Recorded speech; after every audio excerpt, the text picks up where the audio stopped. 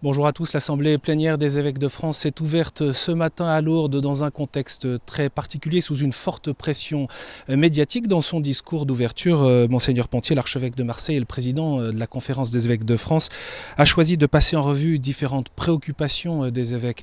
La crise des réfugiés en Europe, les agriculteurs en difficulté, le dialogue avec les musulmans ou encore les JMJ, mais évidemment le sujet qui a retenu principalement l'attention et pour lequel les journalistes sont venus nombreux ici, c'est la pédophilie, plus précisément après l'enquête ouverte à Lyon par la justice au sujet des comportements d'un prêtre il y a plus de 20 ans, le père Prénat, qui a été mis en examen en janvier dernier. Je tiens à redire ici, en notre nom à tous, que les évêques de France ont une volonté, faire la vérité pour les victimes. C'est ce qu'a déclaré Monseigneur Pontier devant un hémicycle très attentif. C'est cette priorité qui doit guider toutes nos actions dans ces affaires si douloureuses.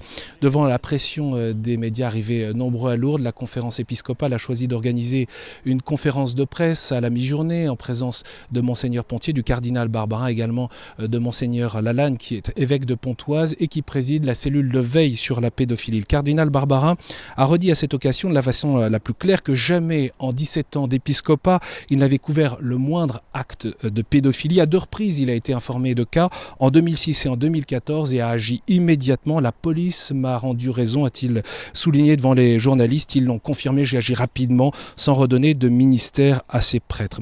Mais si les normes en vigueur sont très strictes dans l'Église sur des actes de pédophilie qui se déroulent aujourd'hui, concernant des faits anciens, plusieurs évêques le reconnaissent, il y a à retravailler sur le suivi de ces affaires dont l'évêque hérite souvent quand il arrive dans son nouveau diocèse. Ce fut le cas du cardinal Barbarin quand il arrive à Lyon en 2002. Sur des faits anciens, y a-t-il prescription ou pas, s'interroge le cardinal une fois encore devant les journalistes. Prescription juridique peut-être, la justice va le dire, mais la prescription juridique ne tient pas d'un point de vue pastoral. C'est peut-être un point sur lequel il faut qu'on progresse. Je ne me dis pas que je ne me suis pas trompé dans mes décisions pastorales. Ambiance électrique devant les nombreuses questions des journalistes qui fusent donc devant ces participants à cette conférence de presse. Autre question pressante des journalistes, celle de la démission de l'archevêque de Lyon. Cette fois, la réponse est venu de Rome. Le directeur de la salle de presse du Saint-Siège l'a redit encore une fois aujourd'hui.